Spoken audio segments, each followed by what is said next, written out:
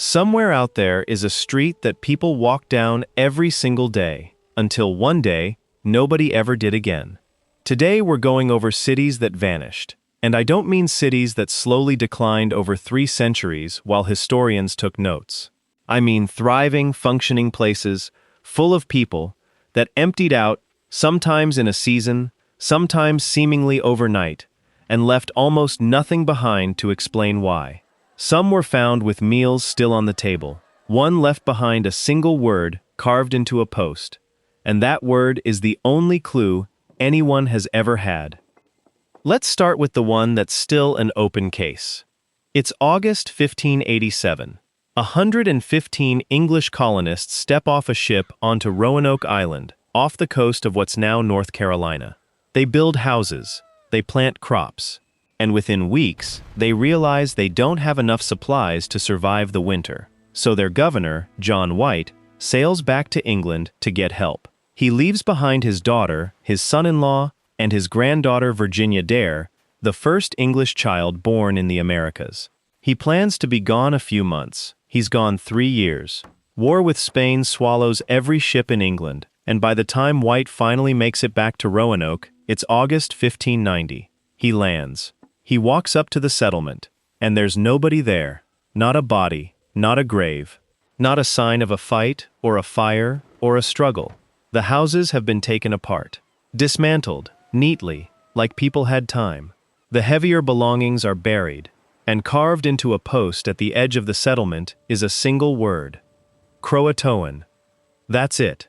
That's the entire message. Croatoan was the name of a nearby island and the people who lived there, so White took it as a note. This is where we went. He tried to sail there. A storm hit, his crew refused, he was forced back to England, and he never saw his family again. 115 people walked off the edge of recorded history and left one word behind. Theories have piled up for 400 years. They assimilated with the Croatoan people. They were killed. They tried to sail home in a small boat and died at sea. Archaeologists have dug that island for decades and turned up fragments. A bit of English pottery here, a piece of a sword hilt there, enough to keep the theories alive, and never enough to close the case. And here's what still gets me. They had a plan. White had told them, if you have to leave, carve where you went, and if you leave in distress, carve a cross above it. There was no cross. Which means, as far as anyone can tell, they left calmly, on purpose. And then 115 people simply stopped existing. Now go to the Mississippi River. Around the year 1100. There's a city there, a real one. Wide public plazas, neighborhoods. A grid, enormous earthen pyramids, one of them with a footprint bigger than the base of the Great Pyramid of Giza, and a population of somewhere between 15 and 20,000 people. For context, that made Cahokia bigger than London at the same moment in history. This is in North America. Most people have never heard of it. There's a good chance you're one of them, and that's not your fault. It just isn't in the story most of us got taught. Cahokia had astronomical alignments, an engineered landscape, imported goods arriving from the Gulf Coast and the Great Lakes. It was the largest city north of Mexico, and it would stay the largest until Philadelphia passed it, in the 1700s, 600 years later. And then, starting around 1200, people began leaving. By 1350, the entire city was empty, abandoned. When Europeans eventually showed up and saw those giant mounds, some of them refused to believe Native Americans had built them, and invented whole fake civilizations to explain it away. So why did everyone leave? Drought, flooding from the Mississippi, deforestation from the sheer demand for timber, political collapse, disease. Every one of those theories has evidence behind it, and not one of them is strong enough to stand alone. A city that outsized London, grown in 150 years, and the people who left never wrote down why. Everyone knows Pompeii. Almost nobody talks about the town next door, and Herculaneum is the stranger of the two. It's August, 79 AD. Vesuvius erupts. Pompeii gets buried slowly, under falling ash, over hours, which is why so many people there had time to try to flee. and why we find them where they fell. Herculaneum got something else. A pyroclastic surge. A wall of superheated gas and rock moving at hundreds of miles an hour, at temperatures around 500 degrees Celsius. It hit the town in minutes and buried it under about 20 meters of volcanic material that then set like concrete. Here's the strange part. That heat didn't burn everything away, it carbonized it. Wooden doors, wooden roof beams, furniture, rope, food, things that never survive anywhere else in the ancient world, were flash-cooked into carbon and sealed. Archaeologists have pulled out a wooden cradle, a loaf of bread with the baker's stamp still on it, and a library. Around 1,800 scrolls, in a villa, turned into fragile black cylinders of carbon.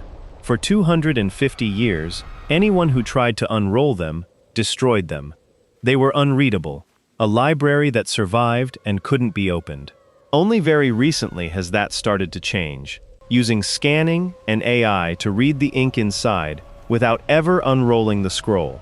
Words that no human being has read since the year 79 are being pulled out of those cylinders right now, which raises the question that keeps classicists awake at night. Most of what ancient Rome and Greece wrote is lost. We have a tiny fraction. That villa is only partly excavated. There may be thousands more scrolls still down there. Anything could be in them. And we haven't dug them up yet. Around the year 1200, in what's now Cambodia, Angkor was the largest pre-industrial city on Earth. Not the largest in Asia, the largest anywhere. Its urban sprawl covered something like 1,000 square kilometers, and the whole thing ran on water. An engineered network of canals, reservoirs, and channels so vast you can still see it from space. That system is what let hundreds of thousands of people live in one place. It caught the monsoon, stored it, and released it across the rice fields through the dry season. Then, over the 14 and 1500s, Angkor emptied. The court moved south. The great temples were left to the forest, and the forest took them, trees growing straight through the stonework, roots wrapped around doorways like fingers. For a long time, the story was war. A rival kingdom sacked it, everyone left, but the climate record complicated that. Tree ring data shows the region got hit by brutal, decades-long droughts, broken by years of violent monsoon flooding. And that's the trap. The water system was Angkor's greatest achievement, and it was rigid, built for a climate that behaved. Drought starved it. Then floods tore through the canals and filled them with sediment. The very thing that made the city possible became the thing that couldn't be repaired. The largest city in the world, undone by the machine that built it. Between roughly 800 and 900 AD, across the southern Maya lowlands, dozens of cities stopped. This is one of the most misunderstood events in history, so let me be precise. The Maya people did not vanish. There are millions of Maya people alive today, speaking Mayan languages. What collapsed was a political system, the network of city-states, the divine kings, the whole apparatus. And the way it stopped is what's eerie.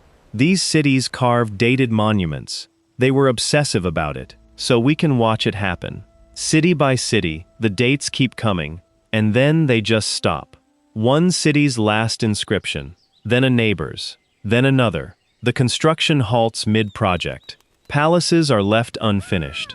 In some places you can see the last stones stacked and never set. Tikal, Palenque, Copan, enormous urban centers with pyramids, ball courts, and reservoirs, steadily emptied over about a century, and the rainforest closed over them so completely that when explorers stumbled back onto them in the 1800s, they were reporting them like lost worlds. Why? A severe multi-decade drought hit right in that window. That's now well supported. But drought alone doesn't explain it, because the northern Maya cities kept going. So the honest answer is a stack. Drought, plus soil exhaustion from centuries of intensive farming, plus escalating warfare between city-states, plus a system of divine kingship whose entire legitimacy rested on the king's ability to deliver rain. When the rain stopped, so did the reason to obey the king. If you're the kind of person whose brain won't let go of an unfinished story, welcome, you're home. Subscribe, and I'll keep opening these files. Now for the supporting cast. Shorter, but every bit as strange. In 1850, a storm rips the grass off a dune in Orkney, Scotland, and exposes stone walls. Underneath is a village that's around 5,000 years old. Older than Stonehenge, older than the pyramids, and it's furnished. Stone dressers, stone beds, hearths, storage boxes with waterproofed seams, all still in place because they built the furniture out of stone. Then, after about 600 years of continuous life, the people left. Some beads were found scattered along a passage, like a necklace broke while somebody was leaving in a hurry. Nobody knows what happened. The sea buried it, and a storm handed it back.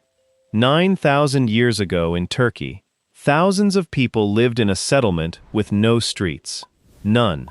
The houses were packed wall to wall, and you entered through a hole in the roof.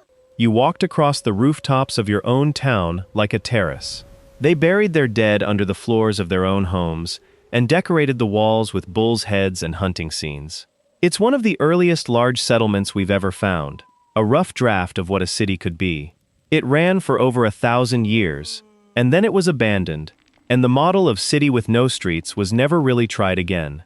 In southern Africa, a stone city with walls 11 meters high, built without a single drop of mortar, stone cut and stacked so precisely it's held for 800 years. At its peak in the 1300s, it may have held 18,000 people, and gold and Chinese porcelain moved through it from the Indian Ocean trade. By the 1400s, it was largely abandoned, likely exhausted land and shifting trade routes. And then something uglier happened. Colonial-era authorities spent decades insisting Africans couldn't have built it, credited it to foreigners, and let treasure hunters strip the site. Archaeologists knew the truth early and were pressured to keep quiet. The mystery of who built it was never a mystery. It was a lie. In the cliffs of southwestern Colorado, the ancestral Puebloans built entire villages inside the rock face. Hundreds of rooms tucked under overhangs, reachable only by hand and toe holds cut into sheer stone. They lived there for roughly a century, and in the late 1200s, over the course of a generation or two, they left the whole region and moved south. A severe drought is part of it. But the later cliff dwellings were also built defensively, high, hidden, hard to reach, which suggests that whatever they were dealing with, it wasn't only the weather. And to close, the biggest one. 4,500 years ago, the Indus Valley civilization stretched across more than 1 million square kilometers, larger in area than Egypt and Mesopotamia combined. Gridded cities, standardized bricks, drainage systems, weights so consistent you can find matching ones hundreds of kilometers apart. And then, from around 1900 BC, the cities were abandoned, and the population dispersed into smaller villages. Rivers shifted, the monsoon weakened, trade dried up. All plausible. But there's a reason we can't do better than plausible. The Indus script has never been deciphered. We have thousands of inscriptions from these people, and we cannot read a single one. The one civilization that could tell us exactly what happened wrote it down, and we can't open the file. So there you have it. 10 cities that stopped. A colony that left one word carved in a post. A city bigger than London, buried under a suburb in Illinois. A library flash-cooked into carbon that we're only now learning to read. A metropolis destroyed by the water system that made it possible. And a civilization that left us its records in a language nobody on Earth can read. And here's the thing that stays with me. Every one of these places was ordinary once. Somebody complained about their neighbors in Cahokia. Somebody in Angkor was annoyed about the canal repairs. None of them woke up thinking this is the last year anyone lives here. Cities don't usually die in one dramatic moment. They die when the reason to stay quietly stops being true. The rain doesn't come. The trade route moves. And one by one, people make a small, sensible decision to go, until there's no one left to make it. Which means the question isn't really what happened to them. It's what a city looks like from the inside, in the year before everybody leaves, until the next thing the ground gives back.